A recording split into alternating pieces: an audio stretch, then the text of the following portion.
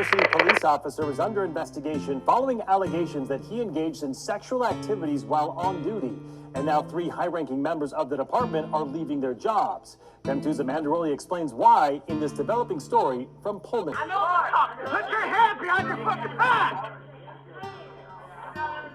No, put your hand behind your back. You don't fucking grab me. You're under arrest. Get down. Get. For what? For what? Because. Oh! Do it now. You're gonna get. For what? Put your hand. You're under arrest. You're using a fake 20. Has that officer been put on administrative leave? Right now, we're in the very beginning stages of this investigation, and Washington State Patrol will be conducting that investigation. 2 years ago, WSU Police command staff learned one of its officers engaged in sexual activities while on duty. That command staff conducted an internal investigation instead of reporting this to the university.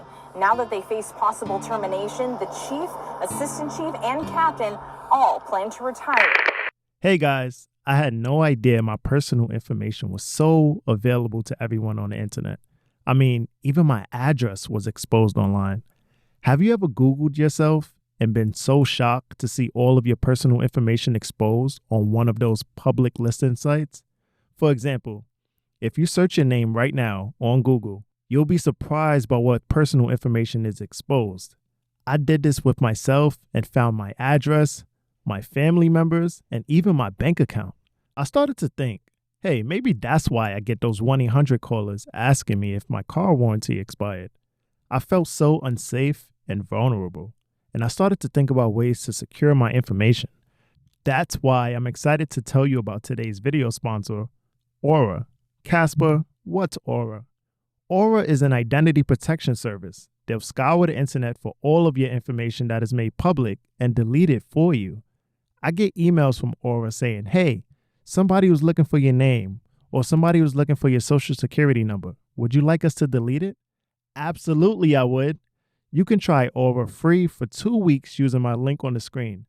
Aura also does so much more to protect you and your family from online threats that you cannot see. It's super easy to set up, so you don't have to download several different apps to get things like parental controls, antivirus, VPN, password management, identity theft insurance, and many more. You get everything at one affordable price. One feature that I really love about Aura is their parental controls and safe gaming. I have younger relatives who always ask me to play a game on my phone or computer. It's simple. I'll just block certain sites that I don't want them to visit, and Aura handles the rest. Aura is also powered by AI, so it has text and voice monitoring to keep your child away from online cyberbullying, online predators, and scams 24/7. You literally have nothing to lose. All you got to do is click the link in my description below, which is aura.com/Casper West. They are going to hook you up with a 2-week free trial. Give it a shot, see if it works. Go find your personal information, check your credit report. Go and protect your family. Get this information wiped off the internet. Again, the link is in the description. Now let's get back to the video. When police corruption occurs, it creates a lack of trust and integrity of law enforcement agencies worldwide. This form of corruption can manifest in many ways, such as bribery, extortion, abuse of power, and a collusion of criminal elements. The consequences of police corruption are far-reaching as it erodes the public's confidence and perpetuates a culture of impunity. The city of Pullman, Washington established its first police department in the year 1907. Prior to that, law enforcement in the area were primarily managed by the Whitman County Sheriff's Office. The creation of the Pullman Police Department marked an important milestone in the city's history, provided dedicated and localized law enforcement services to the community. Over the years, the department has grown and evolved to meet the changing needs of Pullman and its residents. Washington State University, or WSU, was established March 28, 1890, under the name Washington Agriculture College and School of Science. It was initially founded as a land-grant institution and served as the state's designated agricultural college.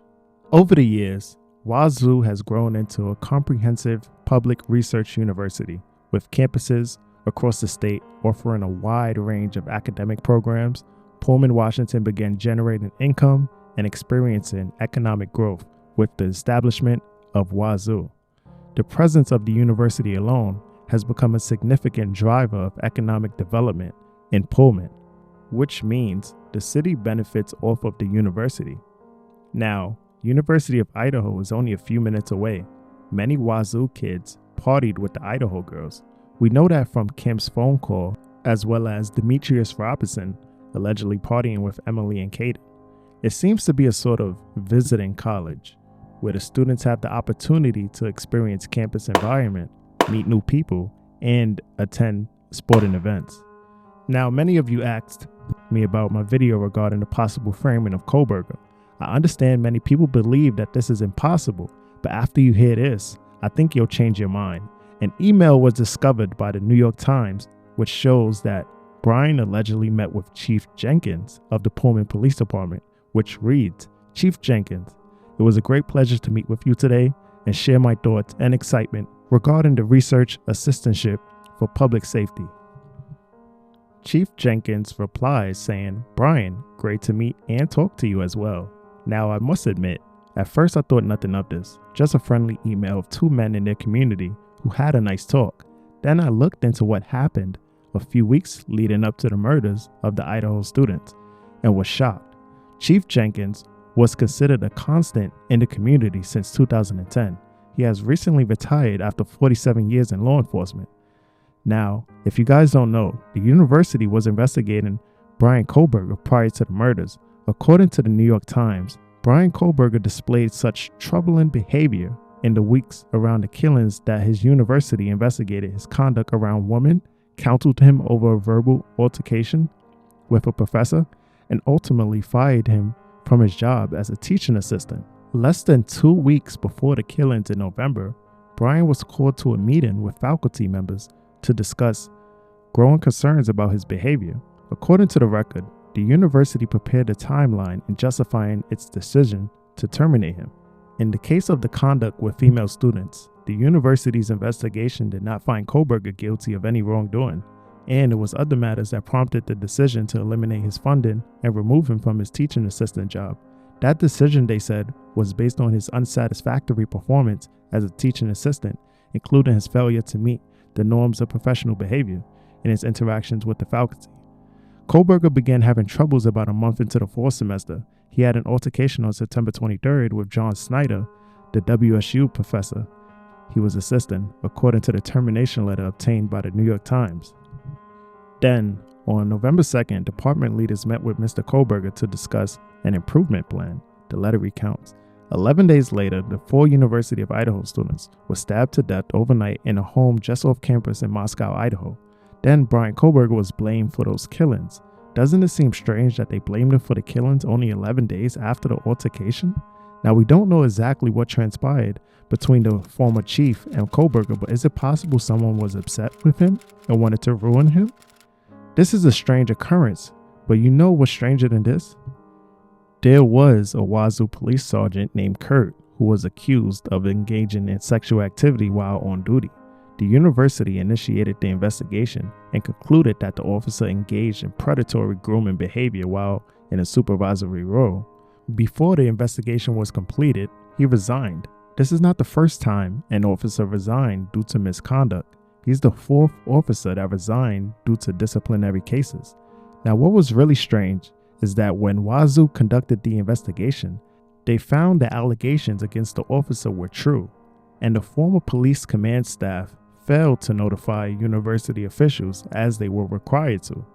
The investigation began when an officer was messaged by a Whitcomb 911 dispatcher in December 2020, who heard secondhand that Kurt was engaging in sexual activity on campus while on duty. According to the report, the officer reported this information to Police Chief Gardner, who assigned Captain Lawson to investigate. Lawson conducted interviews with the dispatcher and others who found the alleged sexual activity was consensual and occurred while on duty. He later spoke to Kurt, who reportedly admitted to engaging in sexual conduct while on duty. Lawson spoke with Gardner about the outcome of his investigation and Kurt received a letter of admonishment stating his behavior violated the university's standard of conduct surrounding sexual relations while on duty. Gardner did not provide the letter to Human Resources for inclusion in Kurt's person file, and in addition failed to report the alleged sexual misconduct to Human Resources and Compliance and Civil Rights. Compliance and Civil Rights were not able to substantiate allegations related to the grooming or of sexual activity with a student or a former student, as both individuals declined to speak with the agency. In the workplace, Kurt was in a position of power and authority over an employee and was accused of pinching her rear end without her consent.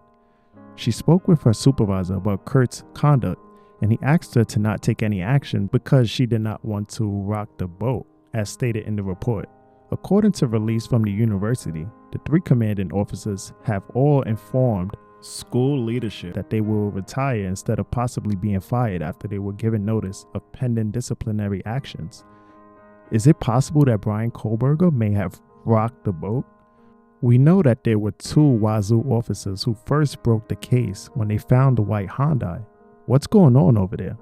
When we dig deeper, a review of Pullman Police Department internal affairs records for the past 5 years reveals numerous instances of previously undisclosed officer misconduct ranging from neglect of duty to alleged assault.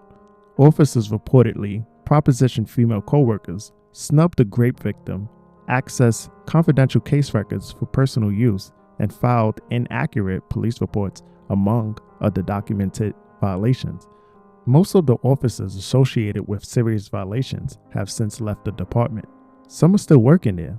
Many of these violations included this. I'll show it on the screen for you guys to read. Minor incidents often get handled as inquiries, while more involved complaints result in a formal investigation. Final dispositions are based on a preponderance of the evidence, meaning more likely than not, instead of the higher criminal standard of beyond a reasonable doubt. Now, one that stuck out to me was Officer Dan Hargraves, who resigned from his position to avoid termination after he allegedly abused his authority to compel a Wazoo student to perform oral sex to avoid arrest. It's reported that Dan handled many investigations while he was actively working as a police officer. If Dan resigned due to sexual misconduct and he investigated others, what does this mean for other investigations conducted by this police department? With the amount of alleged claims and corruption in the Wazoo Police, I would expect this from a police department in a bigger city. Instead, these claims are from a small town with a police department of 33 sworn officers and a total Pullman population of 32,000. Is it possible that corruption can exist without anyone noticing? Are we really expected to believe that no one knew anything this whole time? How can we ensure a fair investigation with the clear abuse of authority from the police department? I'm willing to bet something went wrong. Even in the Idaho case, we know that evidence may have been mishandled. What else can we actually believe? The trust in the community is lost. Let me know what you think in the comments below. Till next time, Casper West, signing out.